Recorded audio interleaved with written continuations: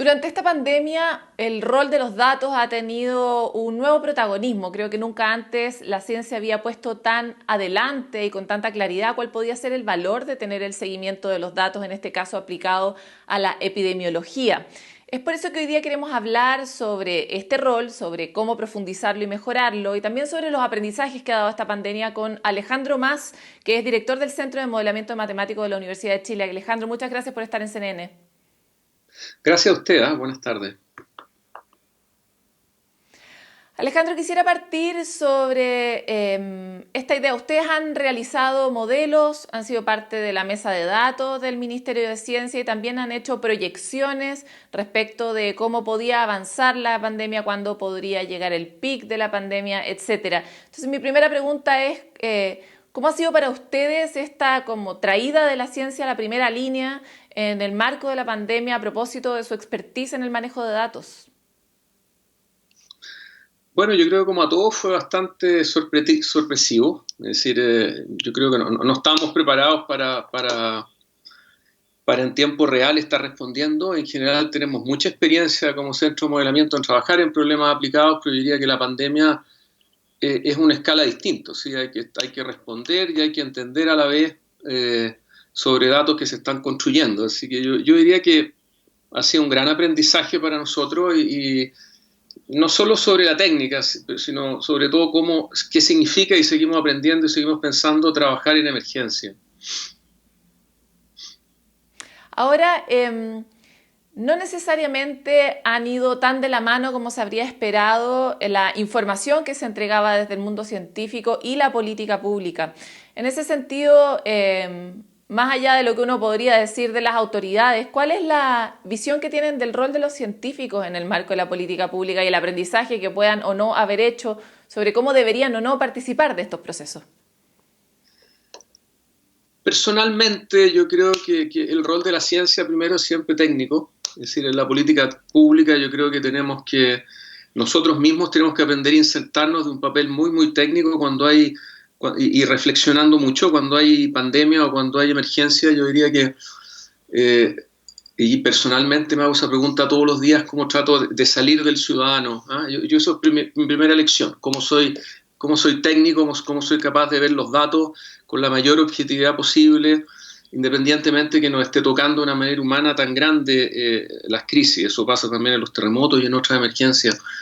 Eh, yo diría que además como política pública, la ciencia a mí me parece que hay que aprender a usar nuestras instituciones que hemos creado para la ciencia, es decir, los centros que hemos creado, la estructura que nos hemos dado científica, yo creo que tenemos que aprovecharla mucho más. Eso fue mi primera reflexión. Yo no estaba en Chile cuando partió la pandemia, estaba en otro país donde eso parecía muy evidente. Y yo creo que se han dado muchos pasos al respecto, pero creo que es un tema que hay que saber reflexionar con las instituciones que hemos creado, profundizar la relación con ellas desde el Estado. ¿De qué manera se podría diferenciar? No sé en qué país estabas tú, pero esta realidad a la que refieres allá y cómo se ejecutó acá, en el fondo, ¿qué se podría haber hecho mejor o más rápido en términos súper específicos? No sé en la velocidad, ahí me he hecho esa pregunta muchas veces, no sé cómo responderla técnicamente. Yo estaba en Francia, para ser más preciso, y veía muy seguido discusiones técnicas, digamos, entre muchos estamentos de la República. Ellos están acostumbrados a eso. La velocidad no lo sé, eso te lo digo derechamente, me lo he preguntado muchas veces, no sé cómo evaluar la velocidad. Obviamente cuando uno ve los resultados le dan ganas de pensar en la velocidad. Yo creo que hay muchas cosas que funcionaron muy bien. Yo me siento contento de la mesa de datos en particular. Creo que se juntaron al final muchas instancias científicas que pueden dar un expertise potente al Estado. Se sumó el CENS en un momento que han venido trabajando muchos años por darle certeza a los datos, por mirarlo. Yo creo que se fueron sumando ideas en la medida que la pandemia fue funcionando. Yo creo que nos pilló un poco desprevenidos en cómo usarnos nosotros mismos, ¿sí? Es decir, lo que te decía antes, eh, tendemos a crear instancias que al final no las hemos engranado bien. Y yo creo que las crisis nos deberían permitir entender cómo engranarnos mejor para que siempre el punto de vista técnico esté presente en cualquiera de las decisiones que estamos tomando. Y no quiero decir con eso que el punto técnico se imponga, simplemente que esté presente y que represente algo en la discusión. Ahora, desde la perspectiva técnica, ¿cómo has visto tú la pandemia? ¿Los resultados han sido, a pesar de la cantidad de datos, a pesar de la cantidad de test, bastante catastróficos? Entonces, ¿cómo hacemos para que esta sabiduría que existe en Chile, mucho más que en otros países, se implemente y se ejecute de una manera que se perciba como un bien público? Lo cierto es que los números son altos, ¿ah? Así todo, yo creo que hay muchas cosas que hemos ido haciendo bien. Si tú me preguntas cómo hacerlo, yo creo que tenemos que sumar un poco más a la tecnología. Digo que yo creo que me preguntabas antes qué cosas nos han hecho bien o mal. Yo no sé si es bien o mal, pero creo que de repente no somos rápidos en sumar la tecnología, en sumar ideas, en integrarla al razonamiento. Eh, para que se vea como un bien público, me dices tú, yo creo que tiene que estar mucho más presente en un montón de discusiones que estamos dando. No digo con eso que no haya estado presente, digo que debería profundizarse mucho más la relación.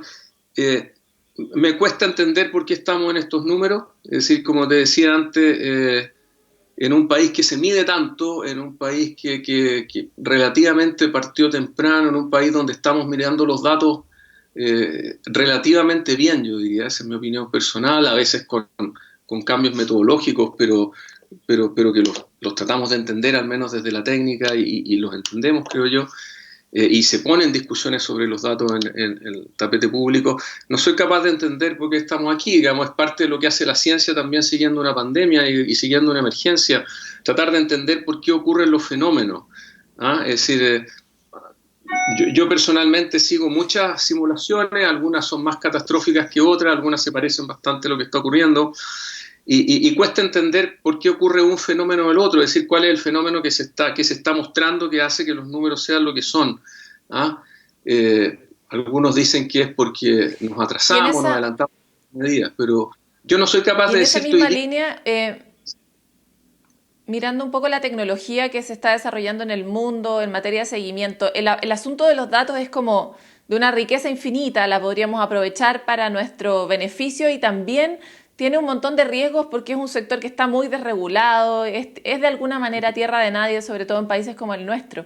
Entonces, ¿cómo hacemos para, por ejemplo, implementar una buena herramienta de traqueo utilizando la tecnología, los celulares, los GPS, los datos, etcétera, y al mismo tiempo cuidar a las personas, Alejandro? Es una excelente pregunta. Mira, justo es un tema donde hemos estado trabajando con un grupo de la Universidad Católica en Inglaterra y la Universidad O'Higgins. Yo creo que hoy día esa pregunta hay que tomarla en serio. Hay gente que en el mundo ya la está discutiendo. Hay varias propuestas que ya pasaron el filtro de la seguridad. Hay algunas propuestas nuevas que incluso están en etapa de prueba, voy a decir, de teorema, para decirlo matemáticamente, para demostrar la seguridad. Yo creo que es un tema, hay mucho avance en el mundo y nosotros lo podemos implementar en Chile. En particular en la mesa de datos ya nos han hecho un par de exposiciones al respecto y estamos tratando de entrar simplemente para entender qué datos adicionales uno podría tener. Yo creo que es un tema que es crucial hoy día, sobre todo pensando en cómo vamos a salir de la pandemia. En el mundo no fue sin discusión, porque obviamente, como tú decías, hay varios problemas asociados, no solo el desanonimizar o anonimizar los datos, es quién los guarda, cómo los guardamos, en cuánto tiempo. Yo creo que es una pregunta crucial hoy día y tenemos que ir muy rápido. ¿Ah?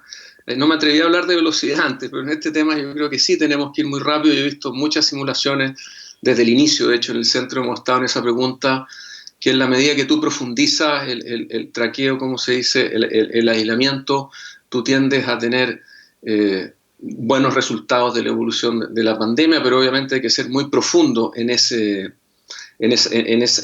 técnica. ¿Mm?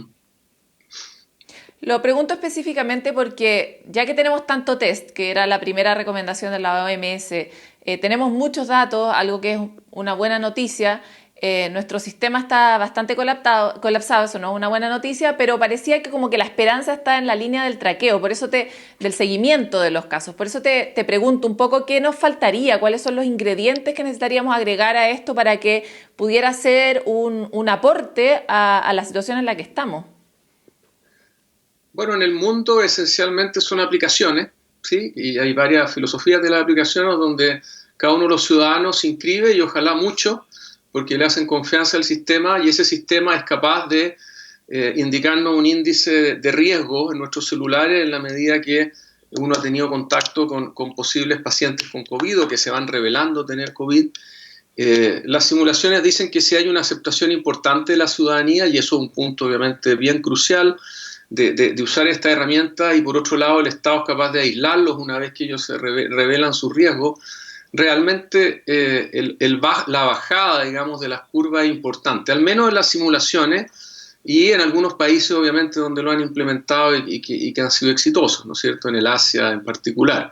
Entonces, ¿qué es lo que hay que hacer hoy día? Yo creo que hay que derechamente tomar el tema y empezar a pensar qué vamos a implementar. Las preguntas que se han hecho en el mundo voy a resumir, han sido una muy crucial: queremos sistemas centralizados, descentralizados, queremos usar la tecnología Google Apple, queremos profundizar eso. Nosotros estamos por profundizar un poco más con un grupo de colaboradores ingleses, donde tú no solo hace seguimiento de tu primer contacto, sino que hace un seguimiento de la red completa, y es ahí donde hay un problema técnico ligado a la seguridad y que no sé, nosotros creemos que está resuelto con algunas técnicas, digamos, de matemáticas, informáticas, digamos, de alguna sofisticación.